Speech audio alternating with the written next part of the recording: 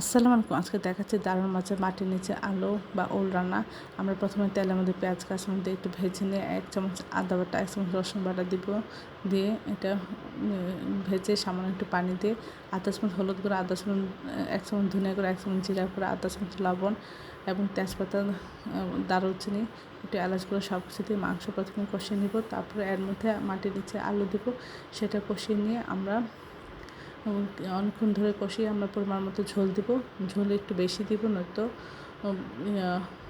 নামানোর পরে ঝোলটা কমে যাবে। এটা খেতে অসাধারণ লাগে। আশা করি এই রেসিপিটা এইভাবে একবার হলেও আপনারা ট্রাই করে দেখবেন। সবাই আমার চ্যানেলটি লাইক করবেন, শেয়ার দেবেন, সাবস্ক্রাইব করবেন এবং প্রিয়জনকে বেশি বেশি করে শেয়ার দেবেন। আমার চ্যানেলে সব রকম রান্নার রেসিপি রয়েছে, আশা করি দেখবেন। আর এটা খেতে অসাধারণ লাগে। আশা করি এই রেসিপিটা একবার হলেও আপনারা ট্রাই করে আপনার প্রিয়জনকে খাওয়াবেন।